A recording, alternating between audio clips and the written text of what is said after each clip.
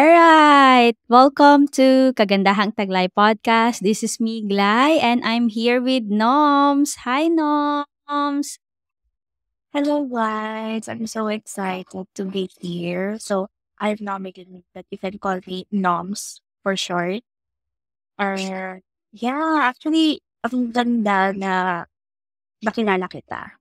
Kasi there are a lot of beautiful things that happen simula doon. Quick backstory lang, nag-meet kami ni Nom sa isang branding bootcamp ni Miss Denise ng Swans Elite. Yon. So, doon, sabi ko, ang ganda-ganda ng energy ni Noms. I love her. That's why I connected with her right now. So, by the way, Noms, can you tell us kung saang industry? Yes, I do branding and I also do virtual assistants on the side, but more on funnel building and design. And ang tina-target ko is mga perfume makers kasi gusto ko yung story nila, like yung journey nila in making perfumes, but also open to people who wants to share their story din. Like, kasi maraming tao na gusto i-share yung story nila through their products and services. So that's what I hope that.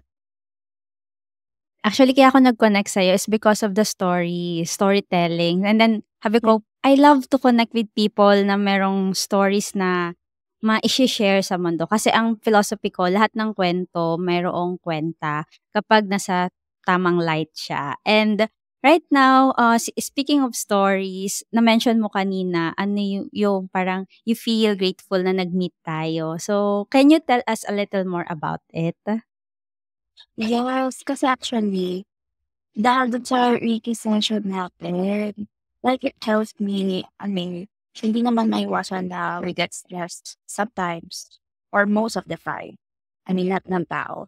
But with that Reiki session kasi, help siya na lalo pa nung last time nung tinuro mo din yung kapasitar. So actually, help siya to just let go and be in the moment.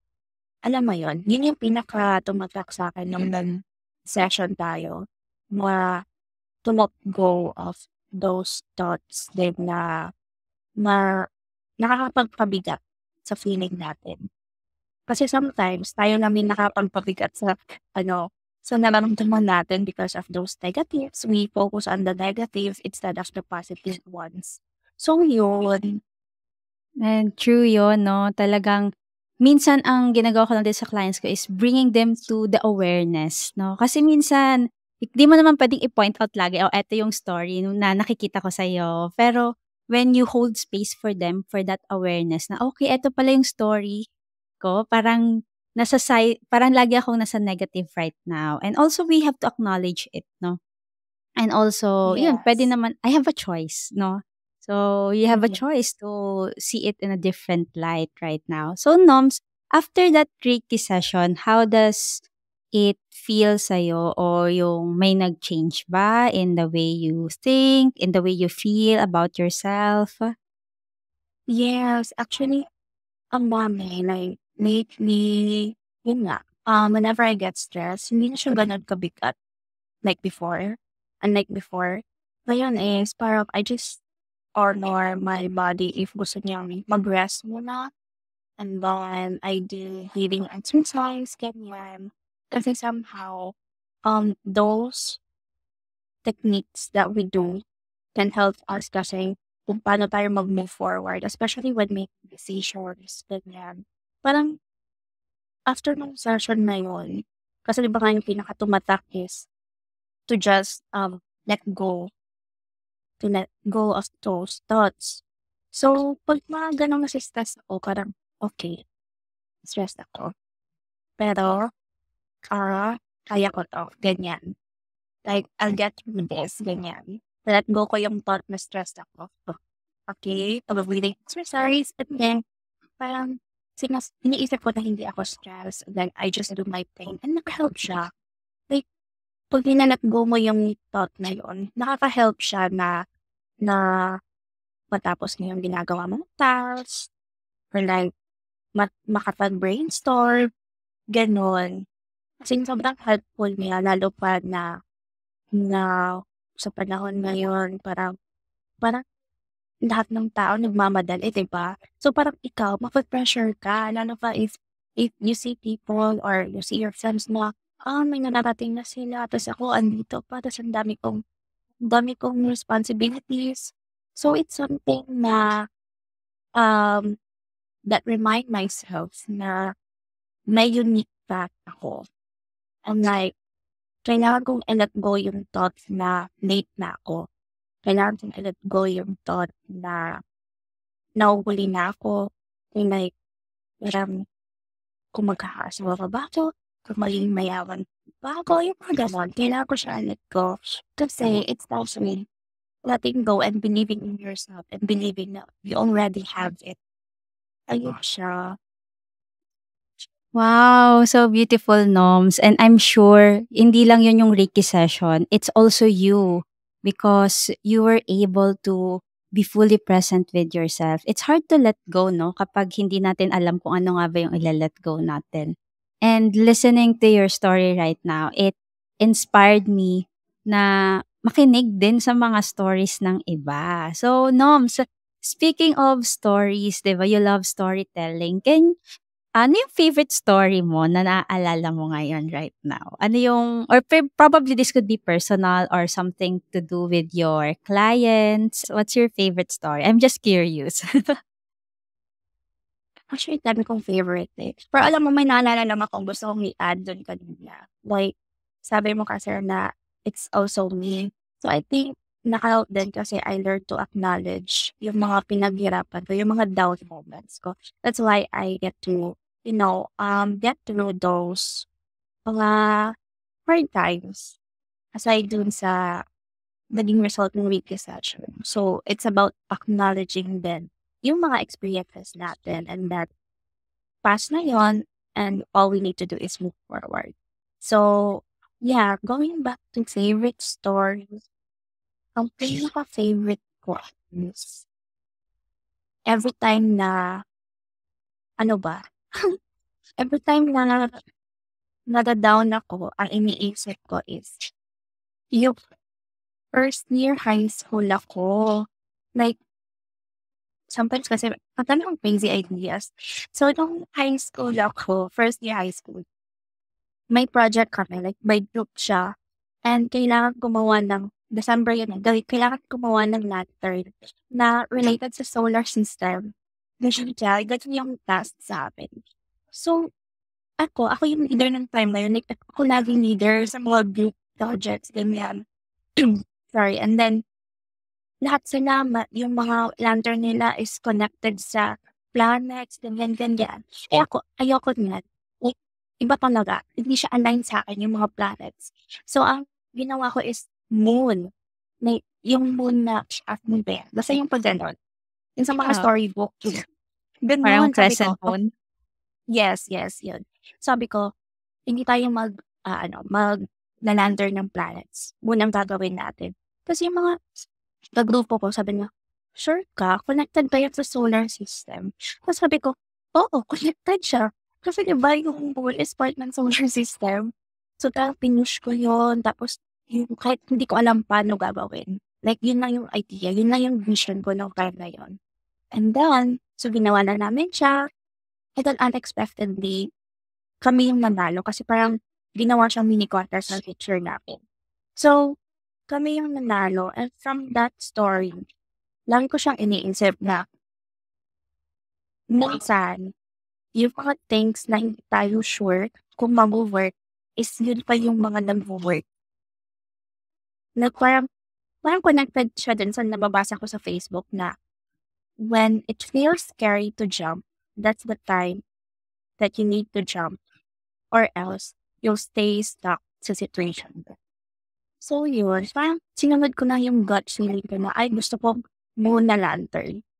So yun lang yung lagi ko iniisip. Like, it's one of the best stories na favorite ko in my life. Wow, it actually depicts intuition. What's coming to me right now is intuition and moon is connected with intuition, with femininity, 'di ba? With our yung sabi mo ngayon kanina gut feeling and you jump and you take that intuition. How does it feel to follow that intuition, Noms? it feels great lalo pa na yung mga kagrupo ko is like mag-thank you sila sa'kin. Sabi ko, "Hindi kasi tayo yung gumawa nun." Like tulong-tulong tayo sa paggawa noon.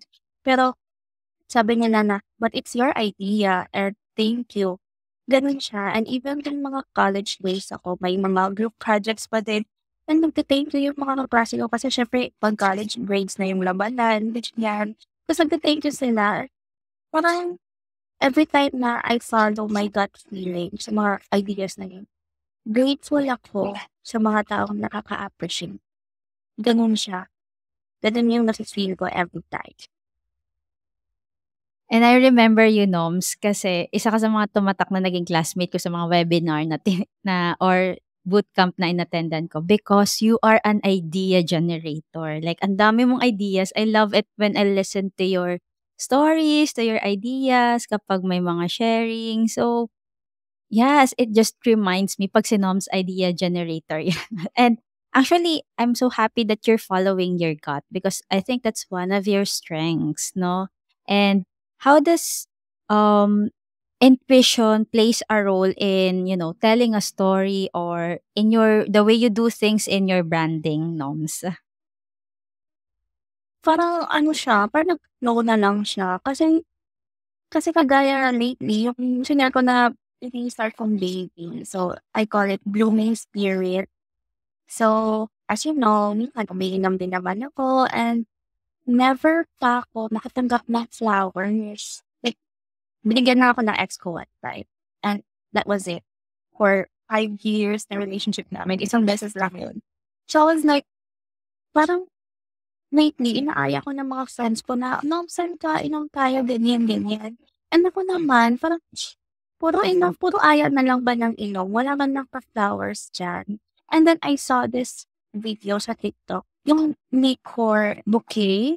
So, yung wine or yung alak, may bouquet siya sa taas.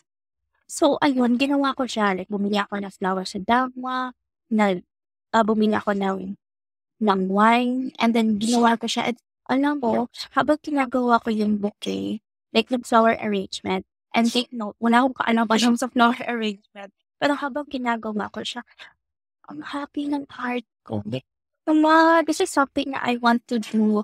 Like, although ginagawa ko siya for other people, kasi at that time, ginawa ko siya kasi binigay ko dun sa isang coach ko, branding coach before.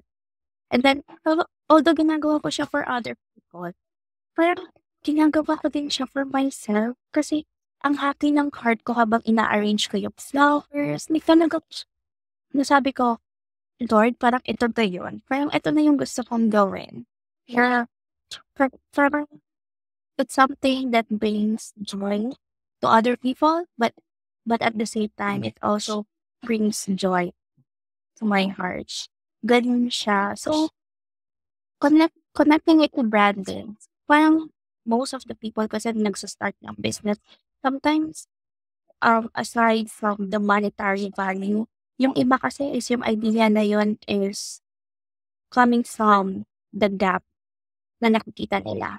Yung sa akin naman is kasi based siya sa story ko and hindi ako nakakatanggap ng flowers and at the same time, puro aya lang ng yung friends ko. So why not invite someone for drinks but at the same time, give them flowers.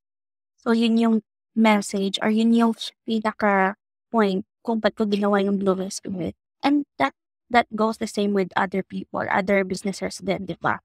Na parang they do their thing kasi they see the gap and they feel like other people are also experiencing those gaps and wishing na someone would um give them solutions.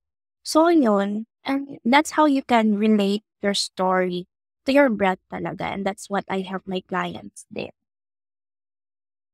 Kakatuwa naman, Noms, kasi parang what's coming to me right now is you love to honor what makes you feel joyful, what makes you feel alive.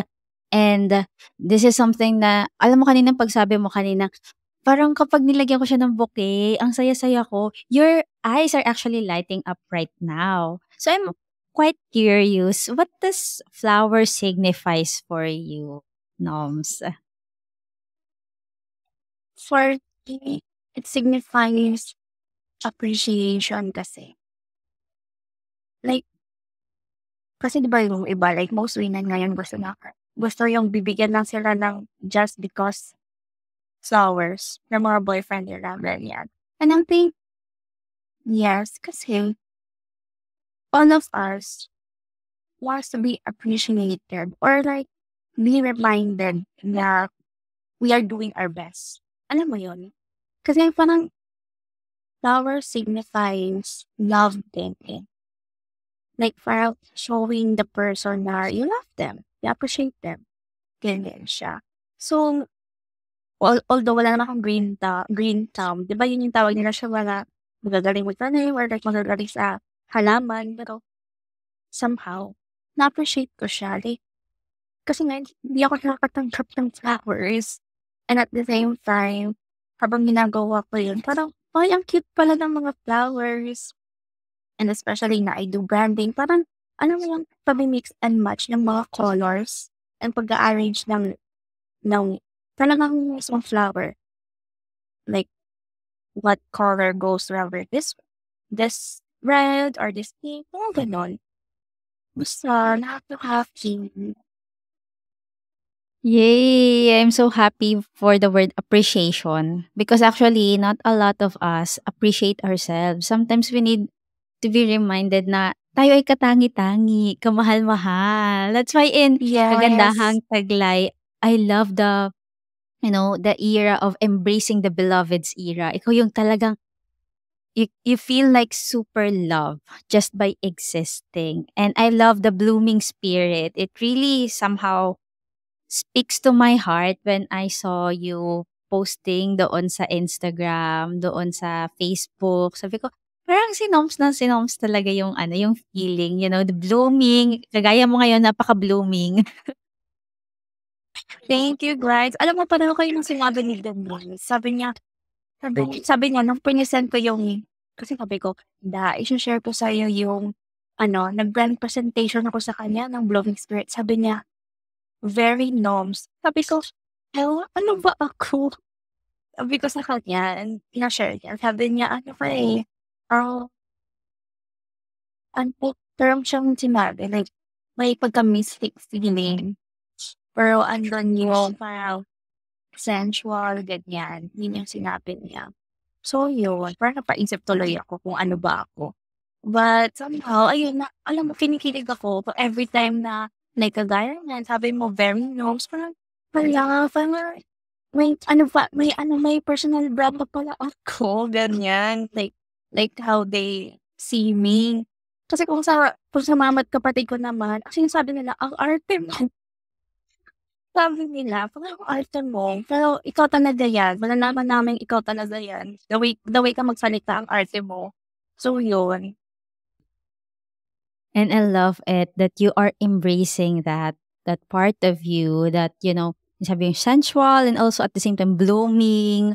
And you remind me also of flowers na ang flowers, they just bloom. They don't look at other flowers, no, and compare themselves. And I love that you are on this journey right now, no, starting a new business, which really comes from the heart. And I think may mga feminine people din na makaka-resonate sa stories mo. I myself, I love to have flowers because flowers also symbolizes appreciation and yung parang love na love ka, 'di ba? Ang sarap, kilig. Yes. And parang somehow din, I created that kasi habang wala pa yung persons, like the right person na makaka-appreciate sa'yo, then take this time to appreciate yourself.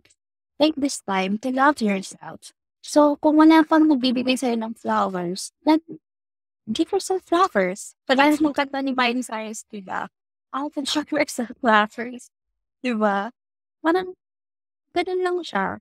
Parang, same siya dun sa na-realize ko last night bago ako matulog na, quick backstory lang, quick context lang. Ayoko kasi yung, parang disappoint ako pag sinasabihan ako na, ay, tara, gawin natin ito. Like they want to do something with me or for me or like, isasama nila ako somewhere, parang nadi-disappoint ako 'pag sinabihan ako ng gano'n tapos hindi nangyayari. And then na-realize ko, ginagawa ko pala siya sa sarili ko. So, parang wala akong parang yes, I acknowledge naman na ayoko yung gano'n pero somehow, it reminded me to also, um, na tingnan din yung sarili ko, na ako nga hindi ko rin 'to magawa sa sarili ko, then I expect someone to do that for me, to really do something na sinasabi nila. Kasi sinasabi ko, "Ay, magigising ako ng maaga bukas para gawin 'to." And then I end up, alam mo yun, i-stop yung alarm, ganyan. Like, connected siya dun sa flowers. Like, na-expect natin na bigyan tayo ng flowers ng jowa natin or like ng friends natin. Pero hindi naman din natin binibigyan yung sarili natin. Or like, with the word appreciation, ina-expect natin na i-appreciate tayo or somehow we know for appreciation from our friends, from our family. Pero tayo mismo hindi natin ina-appreciate yung sarili natin. 'Di ba? So it's like, we need to be that person first for ourselves. Ayun siya. Speaking of flowers 'no, I love yung sinabi mo kanina na tayo mismo dapat ginagawa natin 'yan sa ating sarili, yung mga gusto natin. Nung time na naghi-heal ako doon sa parang breakup na na-experience ko, I also realized na I can buy myself flowers, 'di ba? Yung parang kung ano yung gusto mong gawin sa'yo dapat ginagawa mo na rin. And to attract that, love that you want, you have to be that person first for yourself.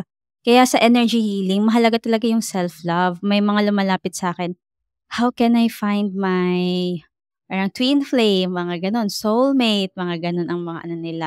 And then I told them, "Ano ba yung gusto mo sa mahanap? Ginagawa mo na rin ba yan sa iyong sarili? Consistent ka rin ba sa paggawa mo niyan sa iyong sarili?" Kasi kapag hindi ka rin consistent, parang nalilito yung universe. Okay, parang one day gusto mo nito tapos second day iba na pala.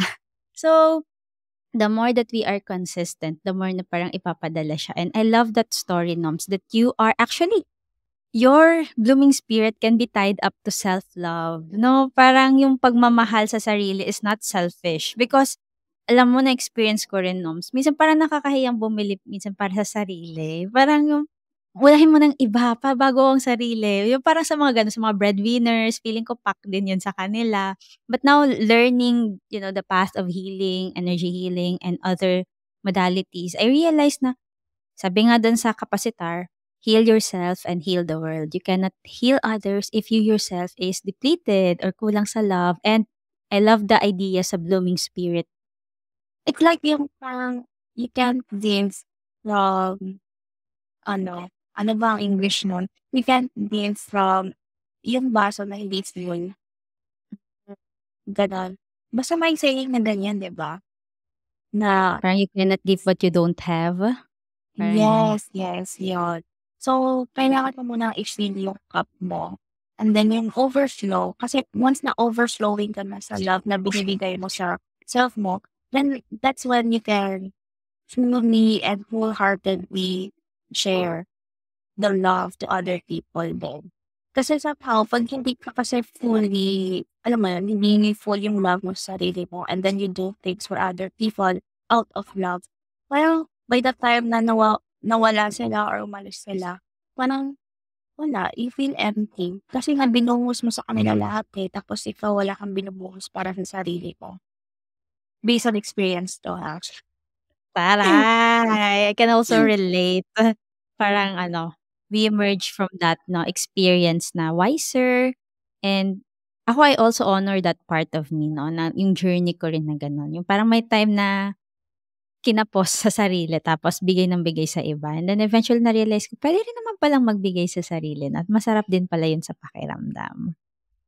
Yes, masarap sa feeling mo na you do something for yourself.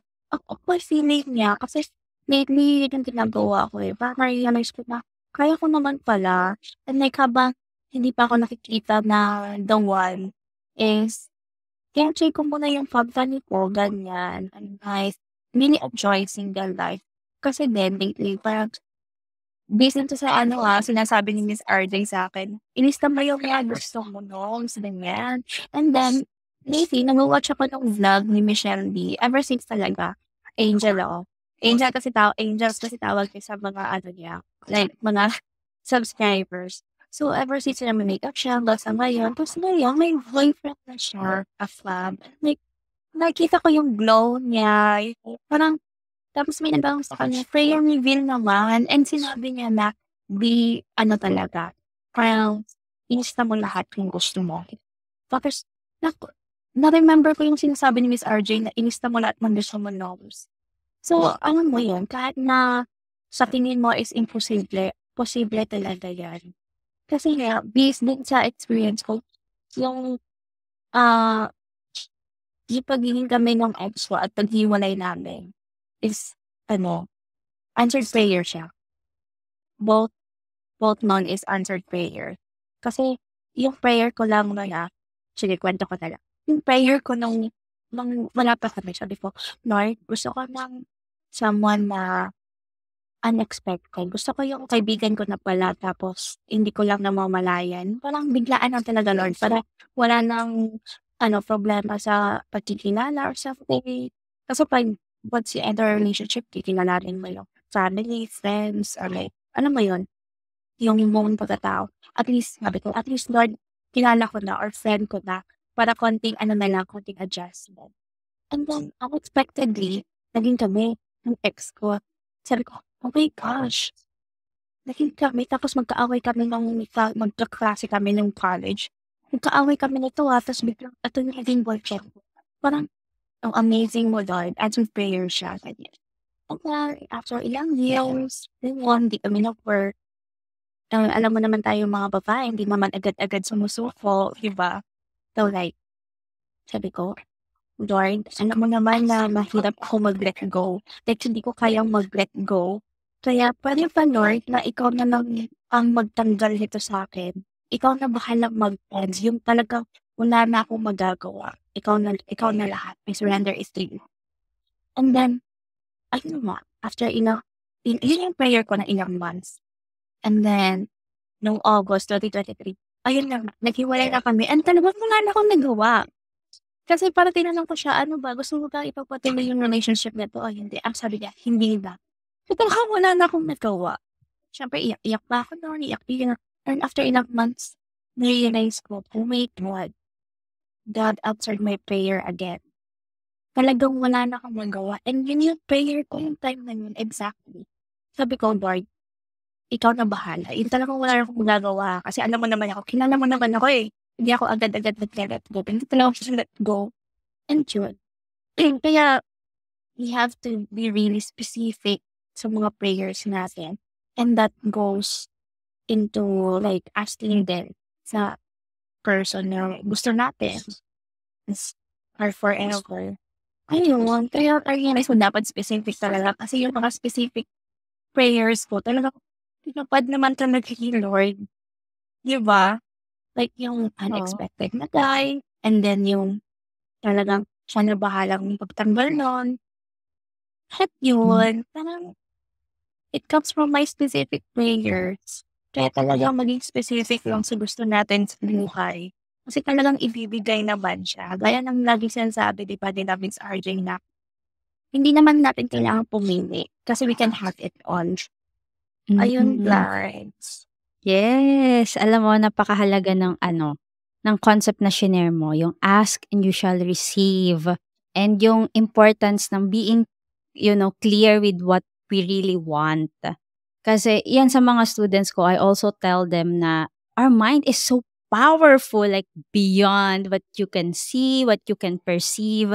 Things can happen. You can actually bend a reality according doon sa alignment sa soul mo, kay God, no? Tas yung mind mo, ina-amplify siya. And thank you so much for sharing yung very personal story mo, Noms. Na I know, kwentong ex, mga relationship, sometimes hindi siya gano'n kadaling ikwento. Pero right now, no, as you tell it, you tell your story, parang I feel like parang okay, may trusting 'no, may parang may pagtitiwala. na everything is for the good, no? Parang all is well din naman. How does it feel for you? Actually, may times na actually may kinang pa rin siya ng onte kasi somehow, like, I invested years of my life then with that person, ganyan. Pero everything happens for a reason din kasi. Feeling ko hindi magiging ganito yung mindset ko kung hindi ko napagdaanan yung mga yun. Like, feeling ko hindi ako magiging ganito ka-understanding, ganito ka-open, hindi ako magkakaroon ng ganito ka-strong na mindset kung hindi ko napagdaanan yung mga yun. Kaya somehow, not somehow, but truly, I am grateful for the experience. Kasi ang dami kong lessons na na-learn. And sharing it with other people, actually, it took me time to really share it. Like, to have that confidence na ma-share yung story ko. Pero kasi I learned to acknowledge na, okay, napagdaanan ko yun. Like, how how can I use it to somehow motivate me or not even me but also other people, ganyan. And naalala ko ulit, alam mo ang dami ko talagang story. Ang dami kong naalala guys, Go but lang. share ko na lang. Naalala ko yung sabi nung director ko kasi before I relocated dito sa Quezon City, nasa Davao ako, I was working sa BPO company. And talagang iyak ako sa director ko. Sabi ko, mag-resign ako kasi ayun nga, heartbroken. Iyak-iyak ako. Ganyan. Sabi niya, isipin mo na kasi may pending ako for promotion. May niluluto siyang promotion for me. May ako yung formato niya sa position na yun. Sabi ko po, parang ang ganda niya. Parang a part of me gusto yun kasi na parang gusto ko yung mag-lead ng mga tao, ng mga ganyan. Pero kasi, hindi ko maisip yun. Kasi dapat hearted ako. So, sabi niya, alam mo, Noms, isipin mo na lang kung by the time na ma-promote ka, syempre, you climb up the ladder, tapos may nalapit sa'yo na, na pinagdadaanan yung ano, pinagdadaanan mo ngayon, na nag-break sila. Tignan mo kung paano ka magiging inspiration sa mga tao na yun na lalapit sa'yo, ganyan. Once na ano, shinare mo yung story na dinivert mo yung attention mo sa career mo, instead na magpamigmok ka diyan. Yun yung sabi niya. Sabi ko, "Yeah, gets ko naman, pero gusto ko talagang umalis dito sa Davao, ganyan, ganyan." So yun, ang ending, umalis na ako. And then, so nawala na siya sa ano, and then lately, 'di ba, nag-podcast ako, and then I get to share, bits of my stories or mga content ko, ganyan. Alam ko natutuwa ako sa mga messages na natatanggap ko na, "Moms, alam mo ba nai-inspire ako sa story mo. Nai-inspire ako sa mga shine-share mo na even if it's not related naman sa love life." Like, let's say kung when you are sa mga down moments mo, kung ano yung mga ginawa ko, alam mo na-inspire ako dun. And every time I hear someone or I receive those messages, naalala ko yung sinasabi ng director ko na tingnan mo na lang yung mga taong mai-inspire mo sa story mo. And I can say, yes, hindi man ako natuloy dun sa promotion, but still, I was able to inspire other people. Alam mo yun? Like, parang, if you're really, if you're really meant to inspire other people, talagang na-inspire, makakapa-inspire ka ng tao. I mean, everyone of us can inspire other people naman. Pero yun nga, I am grateful na pinalo ko yung gusto ko na umuwi sa mama ko nung time na yun. Ayun And I siya. am happy for you, Noms, because you are really inspiring, you know. I'm happy na naging classmate kita sa bootcamp as I listen to your stories, to your ideas. I am so happy to be surrounded with these people that is not afraid to evolve, that is not afraid to level up themselves, but also at the same time acknowledging their situation. Kung nasan sila, ito yung mga pinagdaanan natin, it is what it is, and then no, you're learning the story, you're learning the lesson from that story. Kasi even sa energy healing, ganun din eh. Parang you cannot change the past. Pero kapag nag-healing tayo and everything, may nalalet go and then you are receiving, loving energies and you see those experiences from another light, from a different perspective na, okay, sige, ito talaga yung nangyari.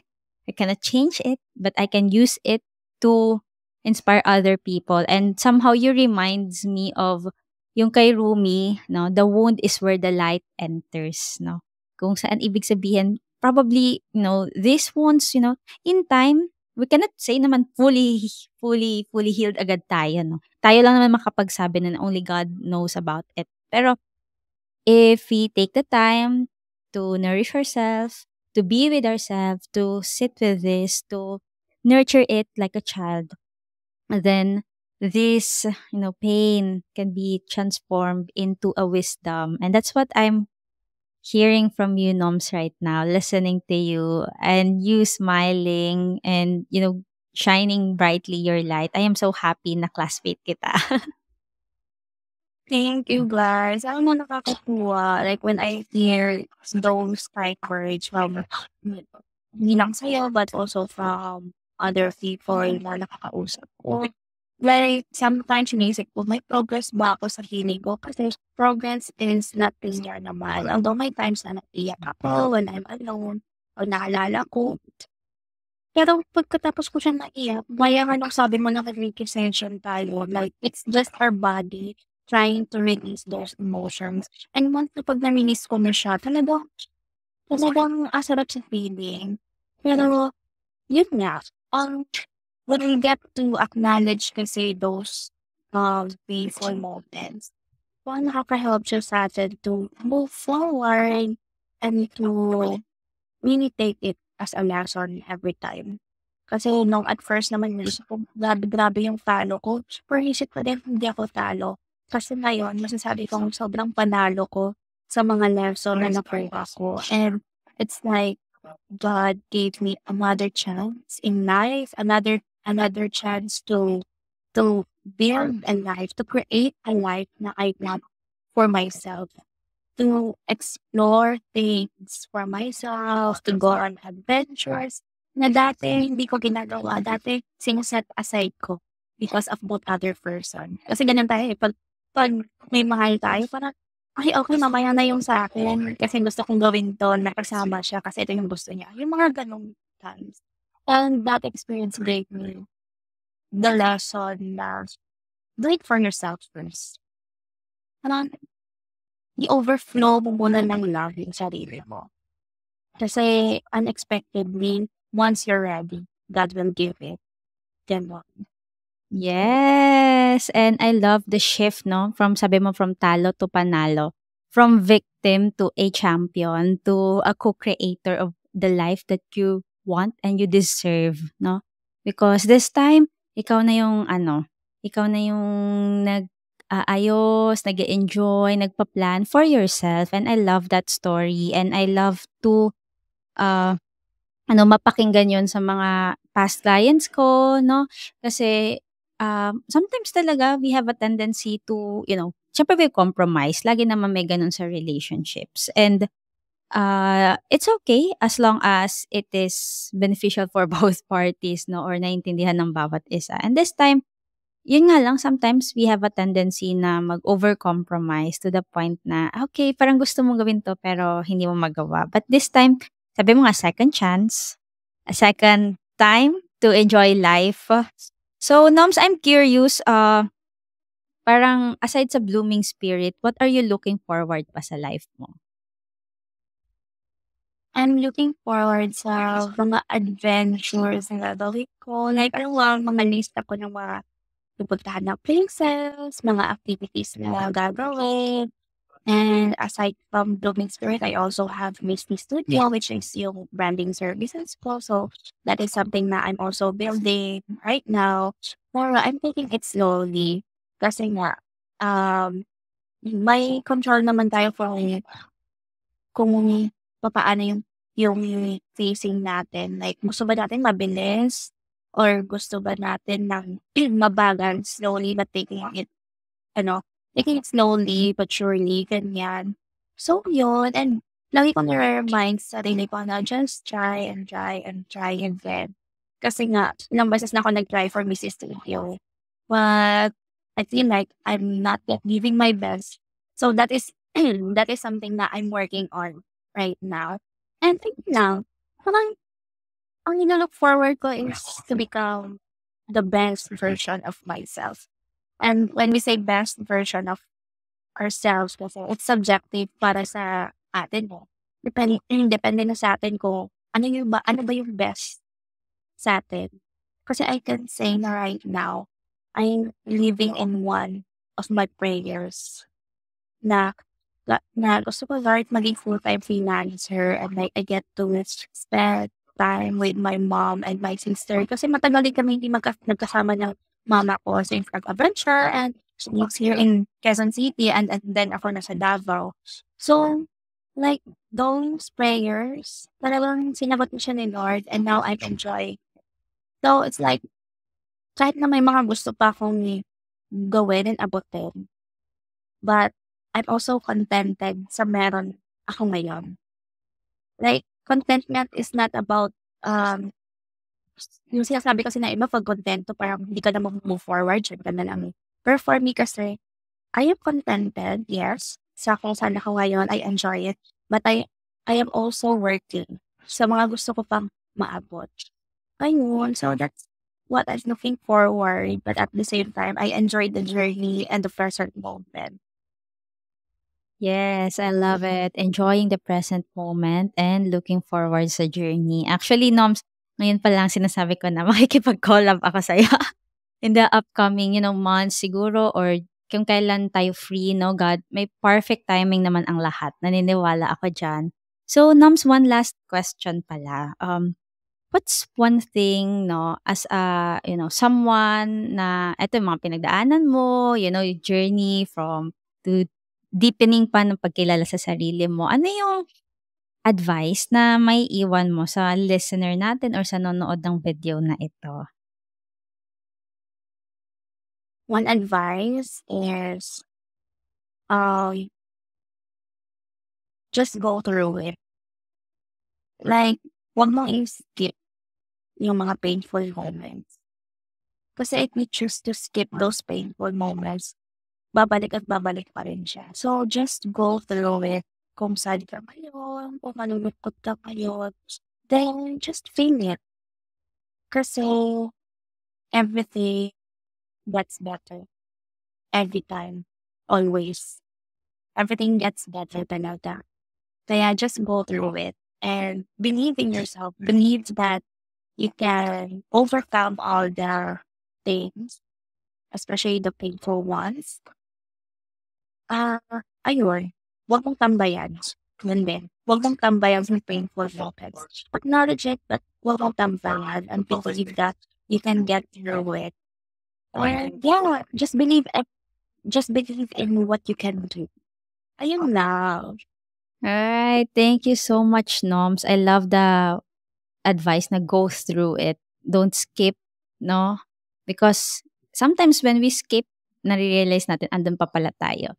And it also reminds me no sa energy healing. Kahit go through it, parang kahit mabagal man minsan yung pacing natin. Basta na one step forward ka, one step forward. And also, if you need also assistance, a space where you can rest dun sa journey nyo, pinaplinag ko na yung aking Angel Reiki session, no? You can save a spot sa aking calendar, no? Because I'd love to hold space for those people who are going through it and they just need a little bit assistance mo. Siyempre, kayo pa rin naman yon, but, with energy work, we add more touch. And before tayo mag-end, gusto ko lang din tanungin si Noms, ano Noms yung parang mga services mo na gusto mong i-share din sa ating mga clients or sa ating mga audience ngayon? Yeah, so right now I offer one-on-one consultation. I call it Uncover Your Divine Dust. O, di ba? Ganda. So, Alright. yun lang, like, for people na may mga ideas sila, let's say business ideas or anything na gusto nilang simulan but they're not sure where to start, how to start it, then they can book my one-on-one paid consultation. And open pa yung beta price ko right now, which is at 888. O, diba? If you want liquor bouquets, then you can check our Instagram account at Living Spirit. Ayun lang, Yeah. Lads. Thank you. Thank you, Noms. Sweet. Ililink ko rin sa description yung mga links, no, if you guys want to check it out. And thank you so much, Noms. You're my very first guest sa podcast. And I'm happy to just having chit-chat, a free-flowing conversation. I hope this is not the last sa ating Yeah. podcast invitation. And yan, good luck sa atin. I'm looking forward sa pag-bloom mo. So, I Thank you, guess this is Blanc. the end of our session and thank you so much sa mga nakinig, nakaabot sa part na 'to, nanood. We love you guys. If you guys want branding services, ano 'yun? Liquor bouquet, 'di ba? Taray, sarap pakinggan. Yes. Tapos, help with other services online, you can check out Nom's page, no? Ililink ko rin siya sa description box. And if you want to avail the Angel Reiki session or other holistic wellness modalities, you can visit my Facebook account and Instagram account at Kagandahang Taglay. And I think this is it for today. Again, thank you so much and we love you all.